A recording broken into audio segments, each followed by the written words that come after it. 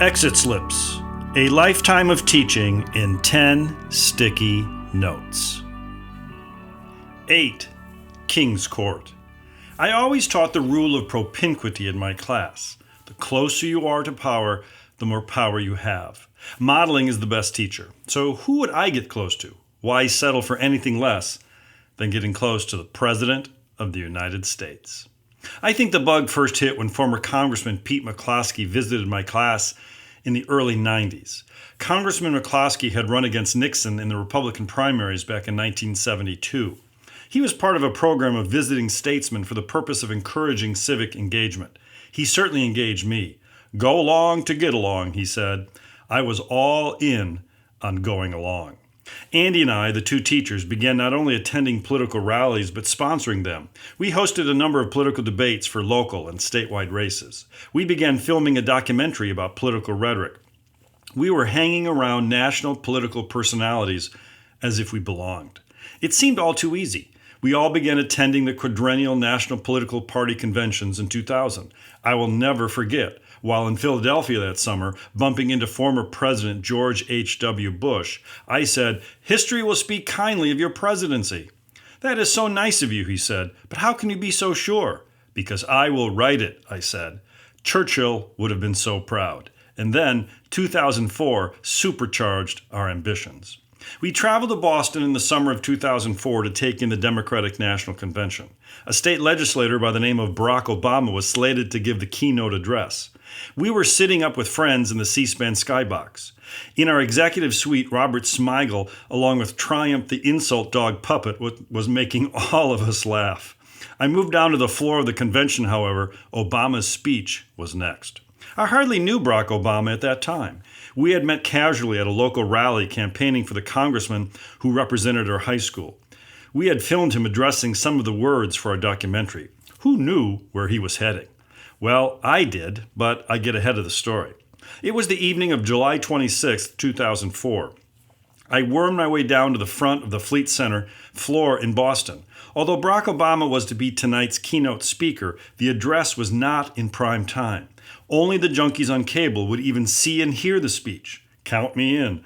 I was 2 feet from where he was about to speak. I had always been impressed, moved, and motivated by powerful political speeches. My father, an academic, was both trained in and taught homiletics. Dad was the best sermonizer I knew.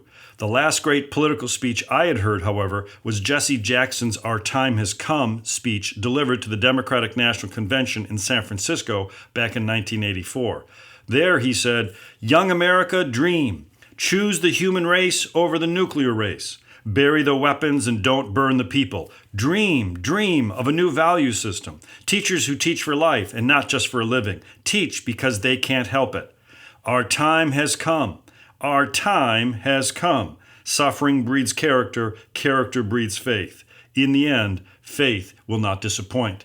Our time has come.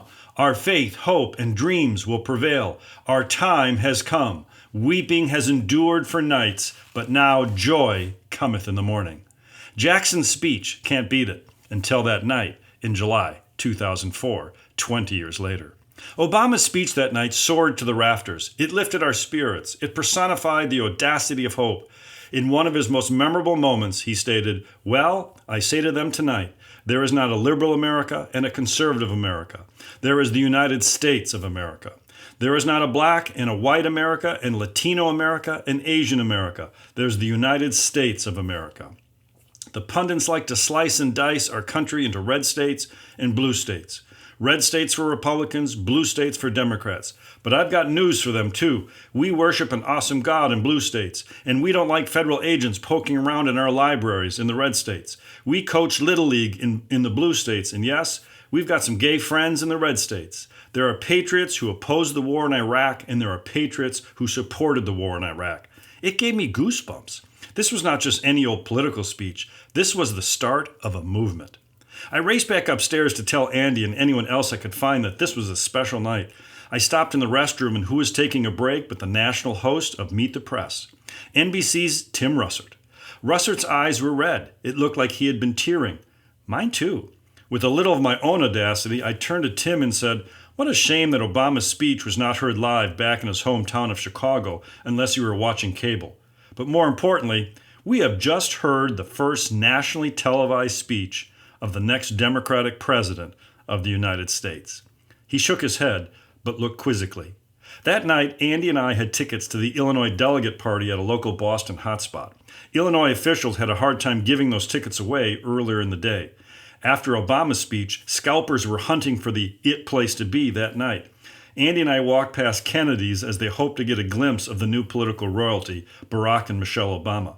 Would you believe Michelle and I danced to Earth, Wind, and Fire that night?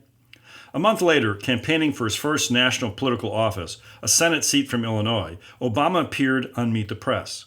After discussing an assortment of mundane political topics, Tim Russert asked Barack Obama an outlandish question. Barack, do you want to be president of the United States? Watching the program, I almost fell out of my seat. Hey, that was my idea. We were lucky enough to maintain our proximity to that night for years to come. We assisted Obama in recruiting students to write letters to soldiers fighting in Iraq and Afghanistan. He later called Andy on his cell to say thanks. We visited the White House press room and the Rose Garden during Obama's presidency. We attended the Correspondents' Dinner, Washington, D.C.'s prom, May 1st, 2010. Obama's humor that night killed the room. Later that night, he ordered Osama killed. Teachers often feel powerless when trying to impact the trajectory of their students. The power to change lives is a noble calling. Again, the rule of propinquity states the closer to power, the more power you have. Our relationship to Obama and other politicos over the years empowered both Andy and I to inspire and motivate young citizens to do great things. Our modeling proved invaluable. I may have been at times a court jester, but I still rubbed shoulders with the king. The result was building platoons of engaged citizens. In our democracy, our highest office.